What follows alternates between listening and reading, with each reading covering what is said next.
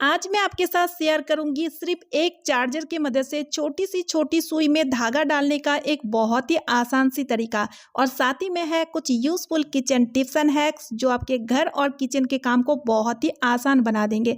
Hello everyone and welcome back to my channel. कैसे हो आप सभी लोग? आई होप कि आप सब बहुत अच्छे होंगे। तो चलिए वीडियो शुरू करते हैं। सो फ्रेंड्स, आज का पहला टिप आपके लिए बहुत ही ज़्यादा यूजफुल रहेगा, क्योंकि मच्छर भगाने के लिए इस तरह का रिफिल का इस्तेमाल करते हैं और ये खाली होने पे अक्सर इसको हम फेंक दिया करते हैं। और इसी के मदद से यहाँ पर मैं एक बहुत ही बढ़िया सा उपाय बताऊंगी। सबसे पहले तो इस कंटेनर को अच्छी तरीके से धो के सुखा लीजिए और उसके बाद इसमें हम डाल देंगे 3 से 4 कपूर की गोलियां और साथ ही में हमें डालना है नारियल के तेल। तो यहाँ पर आपको नारियल तेल का ही इस्तेमाल लेना है। तो इस तरह से नारियल तेल डालने के बाद ना ये सॉल्यूशन पूरी तरीके से तैयार हो चुका है और बस इसका कैप लगा करके जैसे कि हम लिक्विड को प्लाग में लगाकर यूज़ करते हैं, सेम इसी तरह से यहाँ पर भी आपको करना है।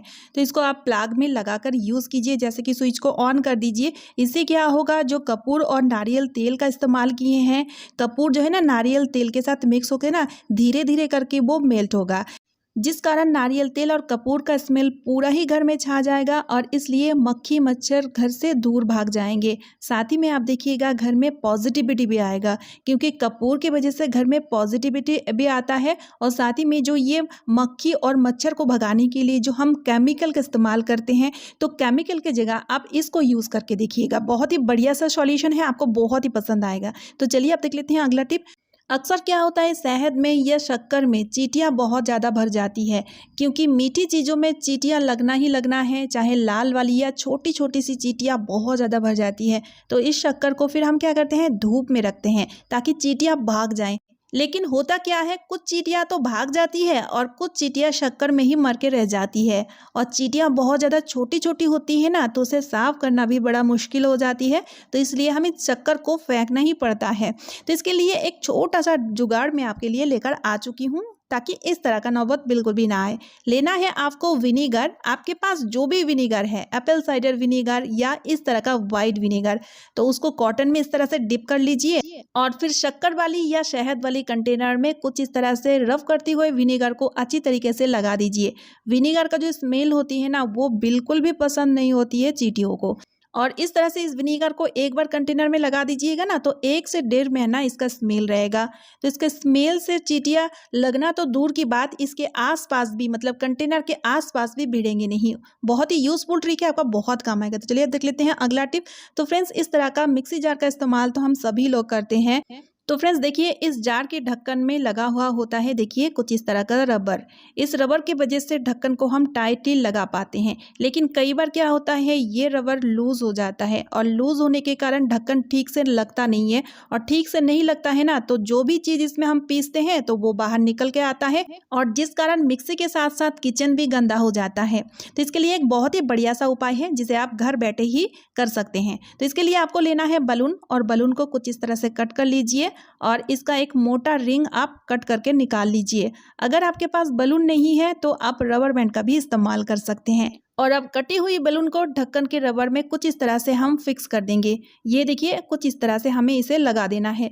इससे क्या होगा, ये रबर बहुत ही बढ़िया तरीके से टाइट हो जाएगा और जिस कारण ढक्कन अब लूज नहीं होगा। जब इसको जार में लगाएंगे ना, तो ये अच्छी तरीके से जार के साथ फिक्स हो जाएगा। है ना, कितना यूजफुल आइडिया। तो चलिए अब देख लेते हैं अगला टिप। डेली सुबह शाम चाय पीने में जिस चाय पत्ती का यूज हम करते हैं, क्या आपको पता है ये चाय पत्ती प्योर है कि ये डुप्लीकेट है? आपने कभी जानने की कोशिश की है? क्योंकि फ्रेंड्स, चाय पत्ती में भी मिलावटी होता है। तो चलिए मैं आपको बताती हूँ, आप इसको घर में लाने के बाद किस तरह से परखेंगे।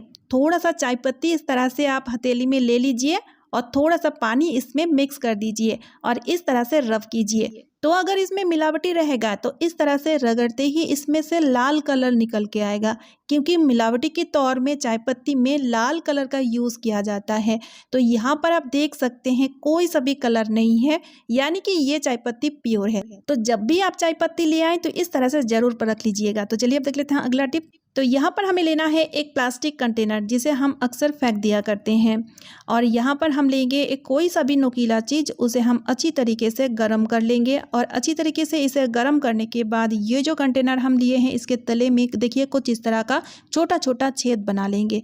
तो उसके बाद मैं आपको बताऊंगी इसका यूज़ हम किस लिए लेंगे। ये बहुत ही यूज़फुल रहेगा, जो डेली हमारा काम में आएगा।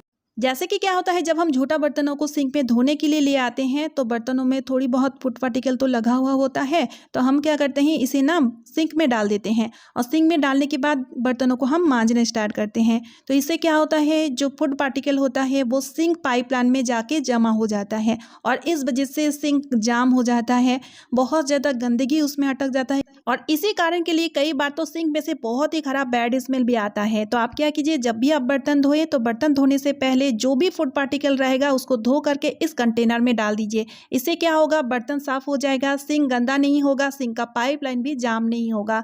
और जो फूड पार्टिकल इस कंटेनर में आप डालेंगे उसे आप डस्टबिन में डाल दीजिए।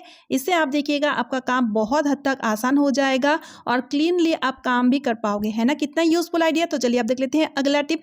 तो फ्रेंड्स, जब भी हम रोटियां बेलते हैं तो आपने देखे होंगे रोटियां बेलते टाइम आटा कुछ इस तरह से चकला में चिपक जाता है या तो फिर लग जाता है और जिस कारण हमें चकला को अच्छे से पानी से धोना पड़ता है, तभी जाके ये क्लीन हो पाता है।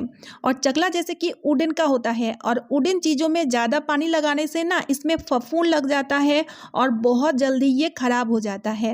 लेकिन इसे हम बिना पानी लगाए कैसे क्लीन करें, तो इसके लिए एक बहुत ही बढ़िया सा उपाय है।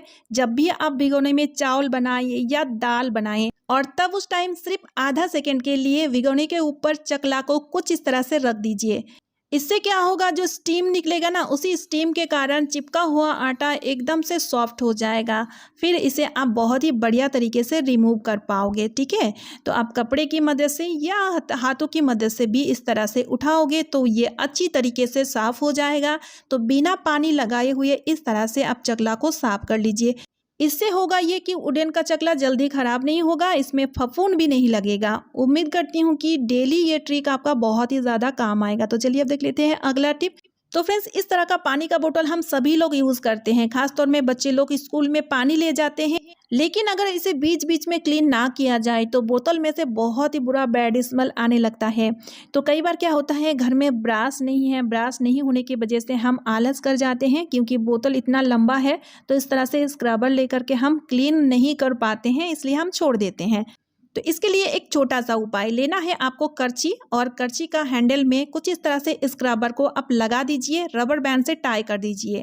अब ब्रश ना होने के बावजूद भी इस बोतल को आप बहुत ही बढ़िया तरीके से क्लीन कर पाएंगे। और इसका बैड स्मेल दूर भगाने के लिए एक छोटा सा ट्रिक ले लीजिए, नींबू और थोड़ा सा बेकिंग सोडा इस बोतल के अंदर डाल दीजिए और बस इसी के मदद से हल्के से रगड़ते हुए बोतल को अच्छी तरीके से साफ कर दीजिए। इससे क्या होगा, बैड स्मेल पूरी तरीके से रिमूव हो जाएगा नींबू और बेकिंग सोडा की वजह से, और इसके मदद से रब करने से पूरी तरीके से पूरा गंदगी साफ हो जाएगा।